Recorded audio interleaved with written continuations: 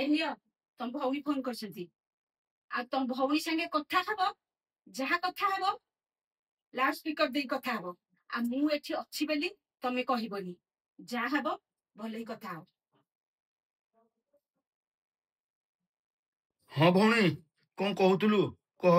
ଭାଇ ନମସ୍କାର। ହଁ ନମସ୍କାର। କଣ ହେଲା, କଣ ପାଇଁ ଫୋନ କରୁଥିଲୁ ଯେ କହୁନୁ। ଭାଇ ତୁ ତ ଜାଣିଛୁ ତୋ ଭିଣେଇର 4-5 ମାସ ହେଲା ଚାକିରି ବନ୍ଦ ହେଇଗଲାଣି। ଆଉ ଆମେ ଚଳିବା ପାଇଁ ବହୁତ ଅସୁବିଧା ହଉଛି। ଆଉ ପୁଅର ସ୍କୁଲ ପଇସା ଦିଆହେଇନି, ଟିଉସନ ପଇସା ଦିଆହେଇନି, ଘରେ ବି କିଛି ରାସନ ନାହିଁ। ପନିପରିବା ଆଣିବାକୁ ବହୁତ କଷ୍ଟ। ଗ୍ୟାସ୍ ବି ସଇଲାଣି। ଆଉ ଚାଉଳ ଆଉ 10-15 ଦିନ ଯିବ, ସିଏ ବି ସରିଯିବ। ଆଉ ଆମେ ଚଳିବା ପାଇଁ ବହୁତ କଷ୍ଟରେ ଚଳୁଛୁ। କଣ କହୁଥିଲି କି, ତୁ ଯେବେ ଆମକୁ କିଛି ପଇସା ସାହାଯ୍ୟ କରିଥାନ୍ତୁ, ଆଉ ତୋ ଭିଣେଇର ଚାକିରି ହେଇଗଲେ ମୁଁ ସବୁ ପଇସା ସୁଝିଦେବି। କଣ କହୁଛୁ?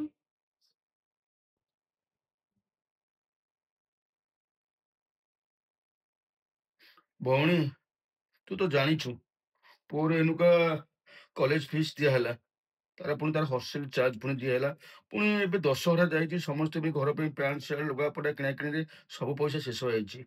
ମୋ ପାଖରେ ଆଉ କୋଉଠି ପଇସା ଅଛି ଯେ ମୁଁ ତତେ ଦେବି କହିଲୁ। ମୋ ପାଖରେ ନା କିଛି ପଇସା ନାହିଁ। ଯଦି ପଇସା ଥାନ୍ତା କଣ ମୁଁ ତତେ ଦେଇନଥାନ୍ତି। ତୁ ଅନ୍ୟ କୋଉଠୁ ଆରେଞ୍ଜମେଣ୍ଟ କରେ, ମୋ ପାଖରେ ହେଇପାରିବନି। ହଉ ଭାଇ, ରଖୁଛି।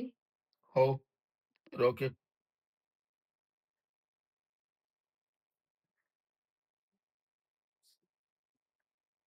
ହ୍ୟାଲୋ ଭଉଣୀ, କଣ କରୁଛୁ? ଏଠି ବସିଥିଲି।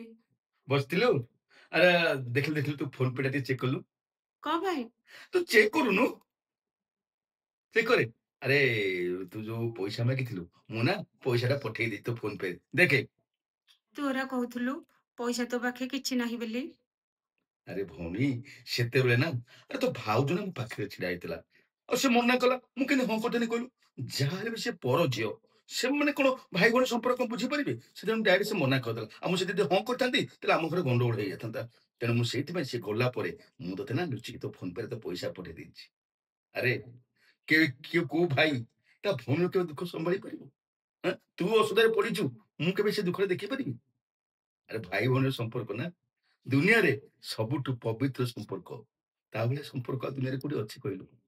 ତୁ ବ୍ୟସ୍ତ ହନା ଭଉଣୀ, ତୋର ଯେତେବେଳେ ଯାହା ଦରକାର ମତେ ମାଗିବୁ, ମୁଁ ଦେବି। ଆଉ ଭାଇନା ନା ଯେତେ ପର୍ଯ୍ୟନ୍ତ ଚାକିରି କରିନାହାନ୍ତି, ଯେତେ ପଇସା ଦରକାର ମତେ ଫୋନ କରିବୁ। ମୁଁ ଚୁପଚାପ ନା ମୁଁ ପଇସା ଫୋନ ପେ ପଠେଇଦେବି। ତୁ ଜମାରୁ ବ୍ୟସ୍ତ ହବୁନି।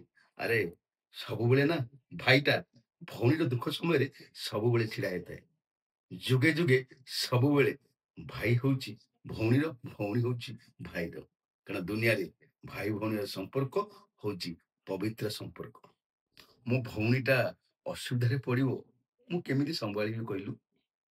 ମୁଁ ତୋ ଦୁଃଖ କଥା ଦେଖିଲେ ମୁଁ ଏଠି ରହିପାରିବି? ମୁଁ ଏଠି ଖୁସିରେ ରହିବି, ମୋ ଭଉଣୀଟା ଏଠି ଦୁଃଖରେ ରହିବ, ମୁଁ ଏ କଥାଟା କେମିତି ଦେଖିବି କହିଲୁ? ଜମାରୁ ବ୍ୟସ୍ତ ହନା ହେଲା। ହଉ ହଉ, ମୋର ଥରେ ରଖୁଛି, ତୋ ଭାଉଜ ପଳେଇ ଆସିବୁ, କାଳେ ଖରାପ ଭାବିବ। ମୁଁ ଫୋନ ରଖୁଛି, ପରେ କଥାବାର୍ତ୍ତା ହବା। ରଖୁଛି। ହଁ।